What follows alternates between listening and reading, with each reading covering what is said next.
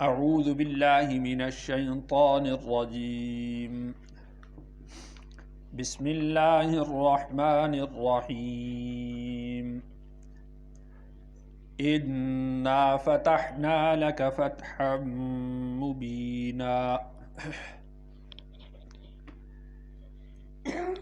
انا فتحنا لک، بے شک ہم نے آپ کو فتح دی، فتح مبینہ، صریح فتح، کھلی فتح۔ تو یہاں سے سورۃ الفتح شروع ہو رہی ہے۔ سورۃ الفتح مدنی سورت ہے۔ سورتوں کی جو تقسیم ہے وہ اس اعتبار سے دو طرح سے ہے۔ بعض صورتوں کو مکی صورتیں کہا جاتا ہے اور بعض صورتوں کو مدنی صورتیں کہا جاتا ہے۔ تو علماء نے اس میں تقسیم اس طرح سے فرمائی ہے کہ جو صورتیں ہجرت مدینہ کے بعد نازل ہوئیں وہ مدنی صورتیں کہلائیں گی، اور جو صورتیں ہجرت سے پہلے نازل ہوئیں وہ صورتیں مکی صورتیں کہلائیں گی۔ بعض علماء کی اس میں رائے یہ بھی ہے کہ جو صورتیں مدینہ میں نازل ہوئیں وہ مدنی صورتیں ہیں،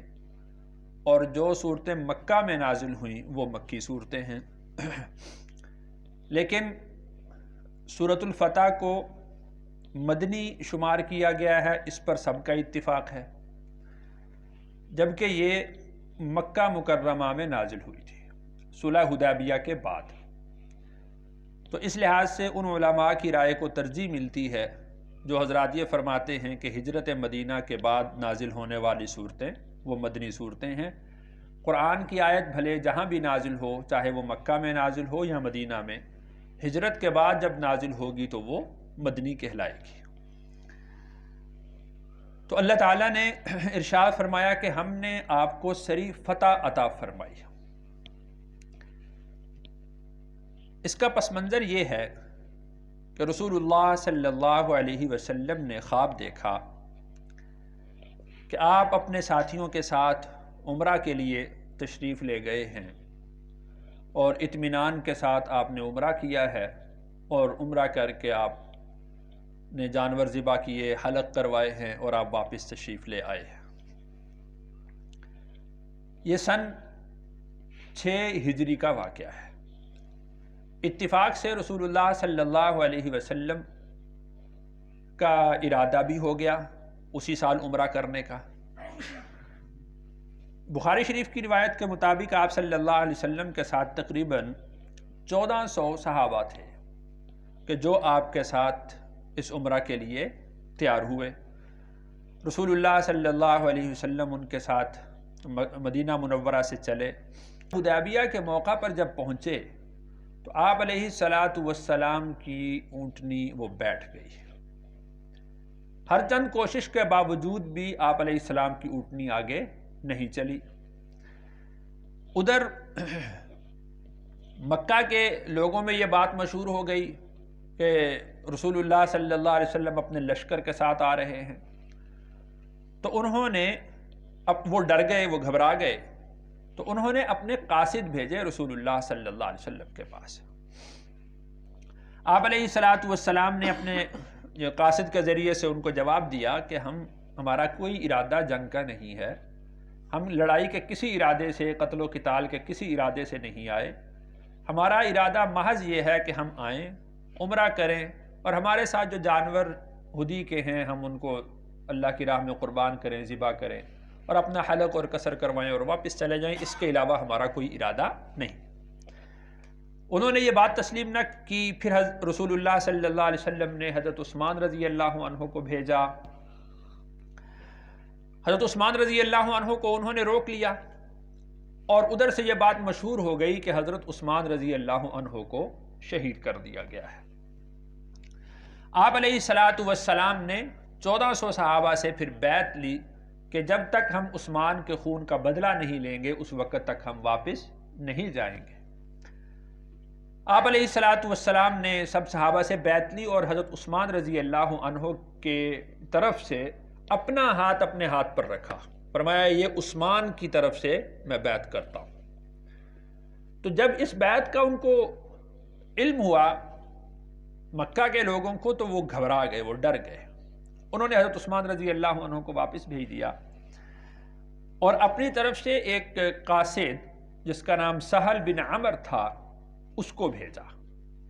سہل بن عمر آیا تو رسول اللہ صلی اللہ علیہ وسلم نے اس کا نام سن کر، یعنی سہل اس کا نام تھا، سہل کا مطلب آسانی ہوتا ہے، سہولت ہوتا ہے، تو آپ نے اس کا نام سن کر اس سے شگون لیا کہ اب معاملہ آسانی کی طرف جائے گا۔ سہل بن عمر آیا اور اس نے رسول اللہ صلی اللہ علیہ وسلم کے ساتھ کچھ شرائط طے کی، صلح کی، تو آپ علیہ الصلاۃ والسلام نے ان کی شرائط کو من و عن تسلیم کر لیا، جس طرح وہ کہتے تھے آپ علیہ الصلاۃ والسلام اس طریقے سے کہتے تھے کہ ٹھیک ہے۔ جن میں سے ایک شرط یہ تھی کہ مسلمان اس سال واپس چلے جائیں گے، اس سال عمرہ نہیں کریں گے، آئندہ سال آئیں گے اور صرف 3 دن مکہ کے اندر قیام کر سکتے ہیں، 3 دن مکہ کے اندر قیام کریں، طواف کریں، جانور ذبح کریں اور حلق و قصر کروائیں اور واپس چلے جائیں۔ دوسری شرط ان کی یہ تھی کہ قریش مکہ اور رسول اللہ صلی اللہ علیہ وسلم کے درمیان 10 سال تک جنگ بندی ہوگی، دونوں آپس میں جنگ نہیں کریں گے۔ تیسری شرط یہ تھی کہ عرب کا کوئی قبیلہ بھی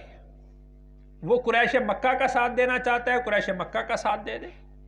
اور اگر وہ رسول اللہ صلی اللہ علیہ وسلم کا ساتھ دینا چاہتا ہے، آپ کا حلیف بننا چاہتا ہے، تو وہ آپ کا حلیف بن جائے۔ اور یہ بات بھی طے تھی کہ مشرکین مکہ میں سے کوئی بھی ہمارے حلیف کے خلاف مدد نہیں کرے گا اور ہم تمہارے حلیف کے خلاف مدد نہیں کریں گے۔ ایک شرط یہ بھی طے رکھی گئی تھی کہ اگر کوئی مسلمان ہو جاتا ہے اور وہ مدینہ منورہ چلا جاتا ہے تو رسول اللہ صلی اللہ علیہ وسلم اس کو واپس بھیج دیں گے، اور اگر کوئی مسلمان خدا نہ خواستہ وہ مشرک ہو کر اپنا دین چھوڑ کر، مذہب چھوڑ کر مکہ آ جاتا ہے تو اس کو واپس نہیں کیا جائے گا۔ رسول اللہ صلی اللہ علیہ وسلم نے ان کی تمام شرائط مان لی، جس طرح انہوں نے کہا مان لیا۔ صحابہ اکرام رضی اللہ عنہم اجمعین کو وہ بڑا شاک گزرا کہ یہ تو دب کر صلح کرنا ہے، یہ تو مغلوب ہو کر صلح کرنا ہے، یہ تو ہم جو ہے وہ ان سے مرعوب ہو رہے ہیں۔ آپ علیہ الصلاۃ والسلام کی جو یعنی دانش مندی، عقل مندی، فہم و فراست تھی، وہ یہ دیکھ رہی تھی کہ یہ صلح دب کر صلح نہیں ہے، بلکہ اس میں اسلام کا، مسلمانوں کا فائدہ ہے۔ تو رسول اللہ صلی اللہ علیہ وسلم جب واپس آئے صلح کی شرائط طے کر کے تو سورۃ فتح نازل ہوئی، تو رسول اللہ صلی اللہ علیہ وسلم نے جب یہ سورت پڑھی انا فتحنا لک فتحا مبینا، کہ ہم نے آپ کو صریح فتح عطا کی ہے، تو جب یہ پڑھی تو حضرت عمر رضی اللہ عنہ آئے رسول اللہ صلی اللہ علیہ وسلم کے پاس، یا رسول اللہ یہ فتح ہے؟ آپ نے فرمایا اللہ کی قسم یہ فتح ہے، اللہ کی قسم یہ فتح۔ تو بہرحال وہ جو صلح طے ہوئی تھی اور جو شرائط لکھی گئی تھی، تو مشرکین مکہ نے ان شرائط کی پاسداری نہیں کی تھی، اس لیے کہ جو قبیلہ خزاعہ تھا وہ رسول اللہ صلی اللہ علیہ وسلم کا حلیف بن گیا تھا، اور قبیلہ بنو بکر جو تھا وہ قریش مکہ کا حلیف بن گیا تھا۔ تو قبیلہ خزاعہ اور قبیلہ بنو بکر کے درمیان لڑائی ہوئی، تو مشرکین مکہ نے قبیلہ بنو بکر کی پرزور حمایت کی، تو جس سے صلح خود بخود وہ ٹوٹ گئی۔ تو پھر انہوں نے دوبارہ کہا کہ ہم دوبارہ صلح کرتے ہیں، آپ نے فرمایا کہ ایسا نہیں ہے، عہد بار بار نہ کیے جاتے ہیں اور نہ ہی بار بار توڑے جاتے ہیں، اب جو تم نے توڑ دیا عہد ہمارا تمہارا ختم ہو گیا۔ پھر 2 سال کے بعد آپ یہ اندازہ کریں کہ رسول اللہ صلی اللہ علیہ وسلم کی جو نبوت کی بعثت کے ظہور کا زمانہ ہے 13 سال پہلے گزر چکا ہے، 6 سال کا یہ زمانہ گزر چکا ہے، 19 سال کا عرصہ گزر چکا ہے، اور آپ کے ساتھ 1400 صحابہ عمرہ کے لیے جا رہے ہیں۔ اور جب یہ صلح ہو جاتی ہے اور آپ علیہ الصلوۃ والسلام واپس آ جاتے ہیں، اور اس کے بعد صرف 2 سال کے عرصہ کے بعد جب 8 ہجری کو رسول اللہ صلی اللہ علیہ وسلم مکہ فتح کرنے کے لیے جاتے ہیں، تو آپ علیہ الصلوۃ والسلام کے ساتھ 10,000 کا لشکر ہوتا ہے۔ یعنی یہ صلح کے نتائج تھے جو آپ علیہ الصلوۃ والسلام نے صلح فرمائی تھی، اس کے نتائج اس طور پر سامنے آ رہے تھے کہ وہ یعنی 1400 اور دوسری طرف 10,000 یعنی 8,600 لوگوں کا اسلام قبول کرنا وہ آپ کی اس فہم و فراست کا نتیجہ تھا۔ تو اس کو اللہ تعالیٰ نے فتح مبین قرار دیا، انا فتحنا لک فتحا مبینا لیغفر لک اللہ ما تقدم من ذنبک وما تأخر، لیغفر تاکہ معاف کر دے، لک اللہ آپ کو اللہ، ما تقدم جو پہلے گزر چکے، من ذنبک آپ کے گناہ، وما تأخر اور جو بعد میں آنے والے ہیں، وَيُتِمَّ نِعْمَتَهُ اور وہ پوری کر دے نعمتہ اپنی نعمت، علیک آپ پر، وَيَهْدِيَكَ اور راہ دکھلائے آپ کو، صراطا مستقیما سیدھی راہ۔ جیسے کہ میں پہلے عرض کر چکا ہوں کہ انبیاء علیہم السلام معصوم ہوتے ہیں، انبیاء کے ذمہ کوئی گناہ نہیں ہوتا، لیکن ایک اصول ہے کہ حسنات الابرار سیئات المقربین، ایک آدمی کی بہت بڑی نیکی ہوتی ہے لیکن وہ اللہ کے مقرب بندے کا وہ گناہ سمجھا جاتا ہے۔ یعنی یہاں پر جو گناہ سے مراد ہے وہ یہ ہے کہ جو اللہ کو یعنی 2 رائے تھی، ان 2 آراء میں سے اللہ کو ایک رائے زیادہ پسند تھی، دوسرا بھی جائز تھی، ایک رائے زیادہ پسند تھی، اس زیادہ پسند رائے کو چھوڑ دیا گیا تو اس کو ذم شمار کیا جاتا ہے۔ مثال کے طور پر حضرت یوسف علیہ السلام جب وہ قید کر لیے گئے، جیل میں ان کو ڈال دیا گیا، اب نبی کے ذمہ یہ ہے کہ وہ محض اللہ پر توکل کرے، اللہ کے علاوہ کسی پر توکل اور بھروسہ نہ کرے، لیکن ان کے ساتھ جو 2 لوگ قید تھے تو ان میں سے ایک کو پھانسی ہونی تھی، اس کو پھانسی ہو گئی، اور ایک نے چھوٹنا تھا، اس کو وہ چھوٹنے لگا، تو یوسف علیہ السلام نے اس سے یہ بات کہہ دی کہ بادشاہ کے سامنے میرا ذکر کر دینا کہ ایک بے گناہ قیدی جیل میں ہے۔ اب یہ تھوڑی سی بات توکل کے خلاف تھی، حالانکہ جائز ہے، اس میں کوئی حرج کی بات نہیں۔ اسی طرح مثال کے طور پر غزوہ بدر کے موقع پر اب جتنے قیدی آئے تھے ان تمام قیدیوں کا قتل کرنا اللہ کو منظور تھا، لیکن اللہ نے خود ارشاد فرمایا فَإِمَّا مَنًّا بَعْدُ، اور چاہے تو آپ بعد میں احسان کر دیں، فدیہ لے لیں، چھوڑ دیں، اللہ کی طرف سے جواز تھا، لیکن رسول اللہ صلی اللہ علیہ وسلم نے وہاں پر سب کو قتل کرنے کی بجائے ان سے فدیہ لے کر ان کو چھوڑ دیا تھا۔ تو یہ جواز تھا، اس میں کوئی حرج کی بات نہیں تھی، لیکن اللہ کی جو زیادہ پسندیدہ رائے تھی وہ ان لوگوں کا قتل کرنا تھا تاکہ کفر کی بالکل جو طاقت ہے، شان و شوقت ہے، وہ ختم ہو جائے۔ تو اس کو اللہ نے ارشاد فرمایا لِيَغْفِرَ لَكَ اللَّهُ مَا تَقَدَّمَ مِن ذَنبِكَ وَمَا تَأَخَّرَ، یعنی وہ بات، وہ عمل کہ جس کو آپ یہ سمجھتے ہوں کہ شاید یہ اللہ کے نزدیک پسندیدہ نہیں ہے، اللہ آپ کے وہ بھی گناہ معاف کر دیں گے۔ اور رسول اللہ صلی اللہ علیہ وسلم کے بارے میں آتا ہے، بخاری شریف کی روایت ہے کہ آپ علیہ السلام جب راتوں کو قیام کیا کرتے تھے حتیٰ یتورمت قدماہ، آپ کے قدم مبارک سوج جایا کرتے تھے۔ حضرت عائشہ رضی اللہ عنہا نے پوچھا کہ یا رسول اللہ صلی اللہ علیہ وسلم، آپ اتنی محنت کرتے ہیں، آپ اتنی مشقت اٹھاتے ہیں، حالانکہ اللہ نے آپ کے سارے پہلے گناہ، بعد کے گناہ سب کے سب معاف کر دیے۔ تو رسول اللہ صلی اللہ علیہ وسلم نے ارشاد فرمایا افلا اکون عبدا شکورا، کہ کیا میں اللہ کا شکر گزار بندہ نہ بنوں؟ تو اللہ کا شکر گزار بندہ بننے کے لیے رسول اللہ صلی اللہ علیہ وسلم اتنی محنت اور مشقت اٹھایا کرتے تھے۔ اس آیت میں رسول اللہ صلی اللہ علیہ وسلم کی شان اقدس کو ایک اور طریقے سے بھی مفسرین کرام نے بیان فرمایا ہے۔ جب قیامت کا دن ہوگا اور محشر ہوگا اور ساری کی ساری انسانیت وہاں پر جمع ہوگی، حساب نہیں شروع ہوگا، اور حشر کے دن کی سختی کی وجہ سے سب کا دم گھٹ رہا ہوگا، سب اپنے پسینے میں شرابور ہوں گے، پریشان ہوں گے۔ جنت اور جہنم کا فیصلہ تو بعد کی بات ہے، اس دن کی جو سختی ہے، اس دن کا اس دن کی جو ہولناکی ہے، اس سے سب لوگ گھبرا رہے ہوں گے، اور لوگ اس وقت پھر حضرت آدم علیہ السلام کے پاس جائیں گے۔ حضرت آدم علیہ السلام اپنے اس نسیان کا ذکر کریں گے کہ اللہ نے مجھے اس ایک خاص قسم کے درخت کے کھانے سے منع کیا تھا، میں نے وہ کھایا تھا، لہٰذا میں اللہ کے سامنے تمہاری سفارش نہیں کر سکتا۔ اسی طریقہ سے حضرت نوح علیہ السلام کا ذکر ہے. نوح علیہ السلام کو اللہ تعالیٰ نے ارشاد فرمایا تھا کہ جو بھی میرا نافرمان ہوگا تو نے اس کی سفارش نہیں کرنی. نوح علیہ السلام نے اپنے بیٹے کی سفارش کی تھی کہ اللہ یہ میرے اہل میں سے ہے، اس کو چھوڑ دے. تو نوح علیہ السلام بھی سفارش نہیں کریں گے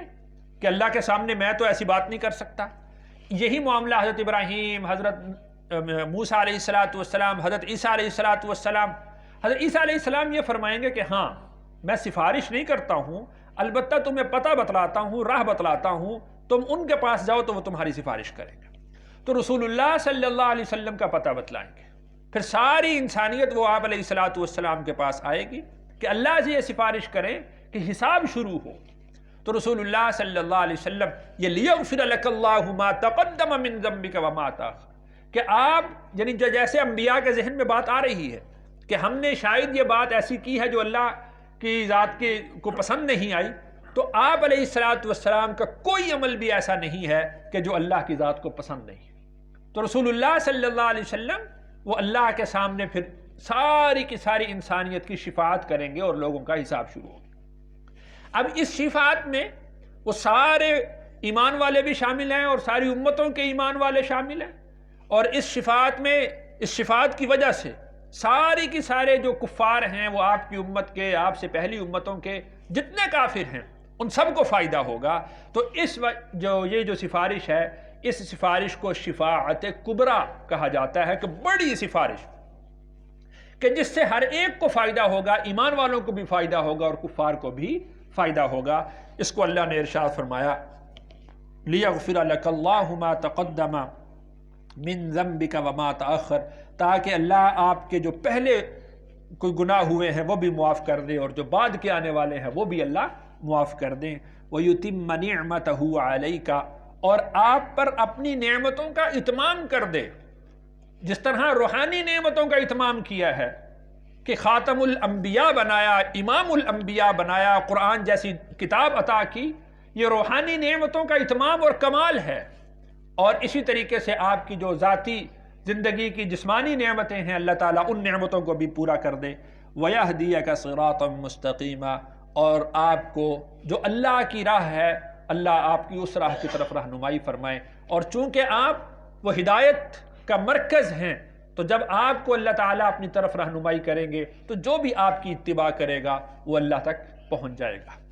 اللہ تعالیٰ سے دعا ہے اللہ تعالیٰ مجھے اور آپ کو رسول اللہ صلی اللہ علیہ وسلم کی کامل اتباع کی توفیق نصیب فرمائے. الحمدللہ رب العالمین والعاقبۃ للمتقین والصلاة والسلام علی سید الرسل وخاتم الانبیاء والمرسلین